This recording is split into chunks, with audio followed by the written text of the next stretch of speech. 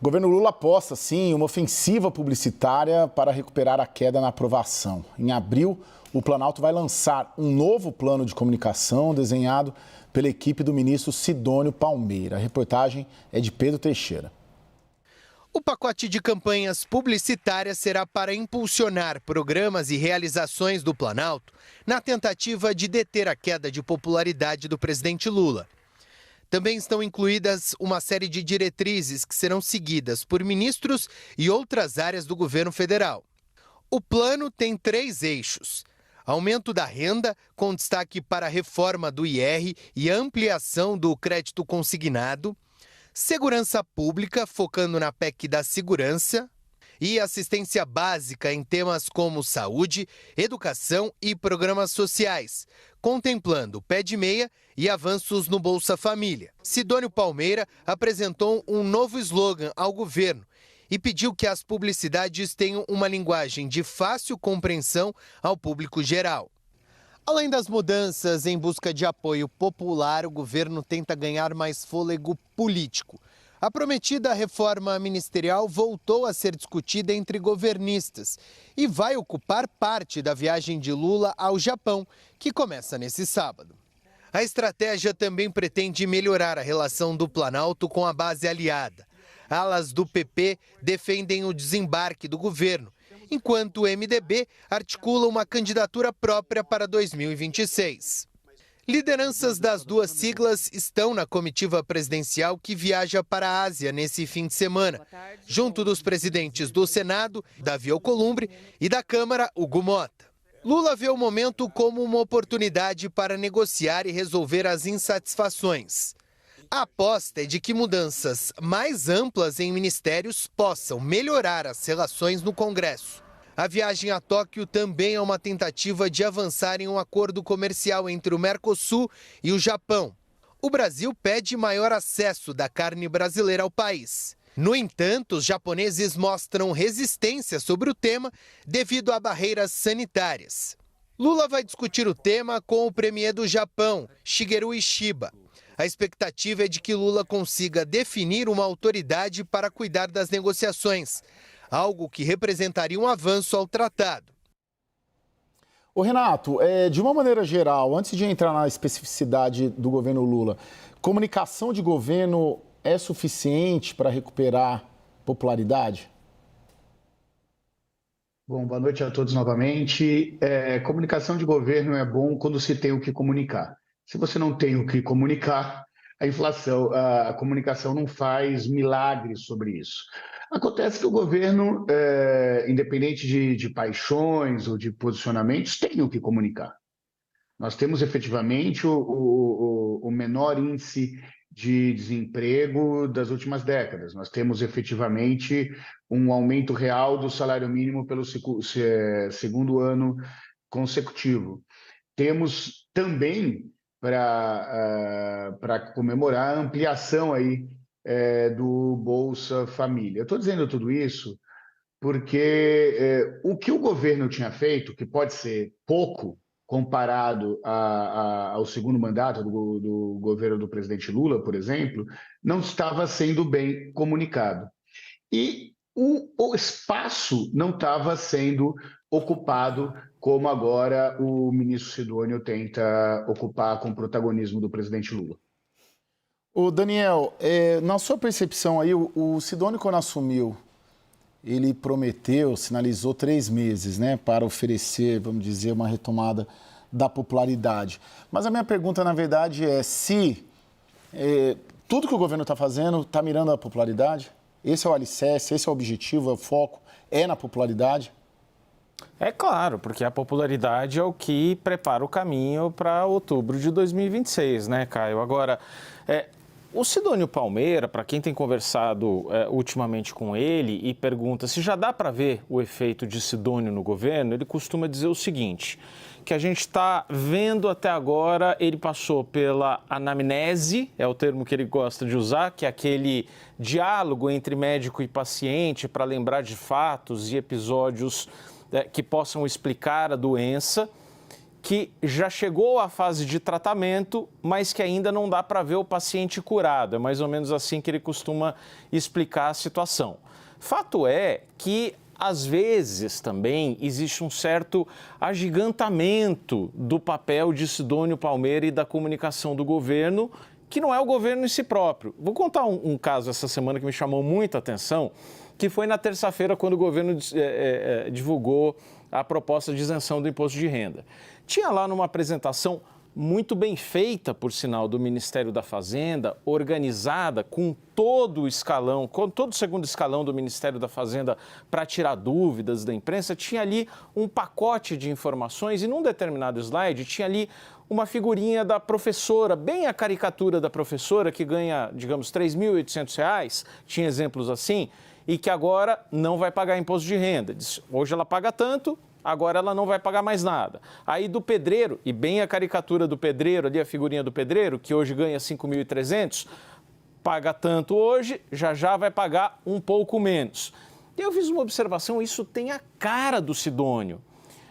Perguntei para um secretário do Ministério da Fazenda, isso foi o Sidônio? Ele disse, não, foi o fulano, um técnico da Receita Federal. Esquece o Sidônio. O problema é o seguinte, que agora vocês estão vendo, tudo que dá certo no governo é Sidônio e tudo que dá errado é Ministério da Fazenda. Hered, agora essa semana a gente viu um anúncio do imposto de renda que pelo menos o empacotamento foi ok, né? Em comparação com aquele desastre de novembro, né? Já teve ali alguma coisa de comunicação? Olha, o ministro da Fazenda, Fernando Haddad, está falando bastante, né? Ele deu, acho que 4 ou 5 entrevistas essa semana, e não só para os grandes canais, mas a Cristiane Noberto, nossa repórter em Brasília, tem a apuração de que a ideia é que ele fale com podcasts, fale com jornais locais. Geralmente, o ministro da Fazenda, normalmente, o ministro da Fazenda, que não é político, que é técnico, ele só fala quando ele realmente tem alguma coisa para fazer ou para dizer, né? Tem um recado, tem um anúncio, tem uma explicação importante a dar. Mas o que está aparecendo é que o Haddad entrou para valer a forma como ele tem tratado os temas, a mudança do discurso dele com relação ao Banco Central, nós tratamos disso aqui ontem. Essa escolha de sair dando... Quando a gente viu... Daniel sabe também disso bastante, quando a gente viu um ministro da Fazenda dar 4 entrevistas numa única semana. Isso não acontece. O ministro da Fazenda, quando quer falar bastante, dá uma entrevista por semana, espera 10, 15 dias da outra, né? Só essas semanas, pelas minhas contas, foram 4. Então, esse esforço está muito claro. Qual é o risco que eu vejo aqui, especificamente no caso da economia, né? O ministro da Fazenda tem a prioridade dele é ser um sujeito técnico, que tenha avaliação. Aí fica a cargo de vocês da política.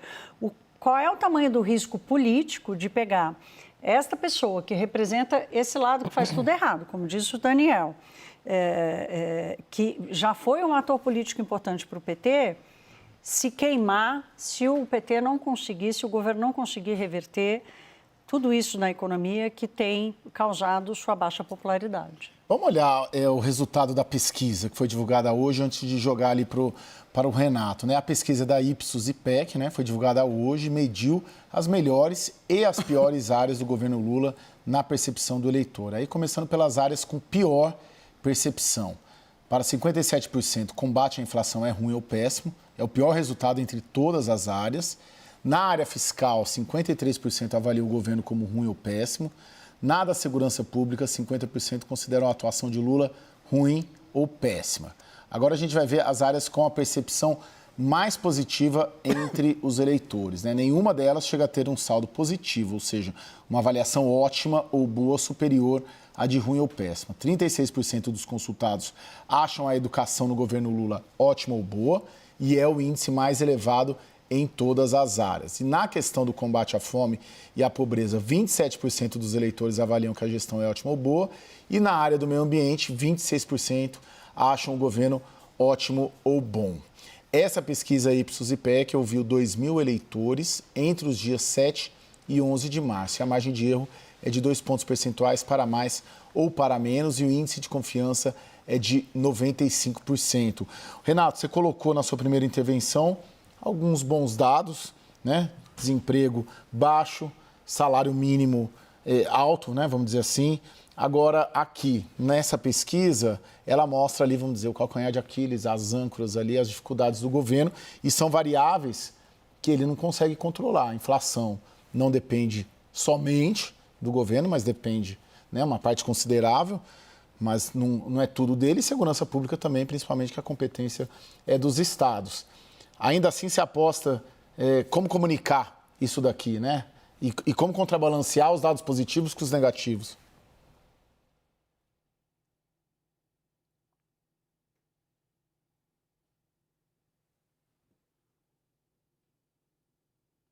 A gente não está ouvindo? Não, Oi, caiu, desculpa. Voltou. Voltou. Voltou. Desculpem. Entender o governo deve ser tão fácil para a população quanto acompanhar uma novela. Você tem uma novela, você tem personagens claros, que muitas vezes são os ministros jogando jogando na novela, só que você tem um enredo, você tem uma história para ser contada. E você tem que ser capaz de criar uma torcida. Essa torcida significa oferecer uma perspectiva de futuro para as pessoas. E o que falta para o governo é oferecer essa perspectiva de futuro. O que eu estou querendo dizer com isso? Pô, o Lula já fez o brasileiro sonhar com a casa própria, já fez o brasileiro sonhar com o primeiro universitário da família, sonhar em ter um emprego. Só que isso era o mínimo.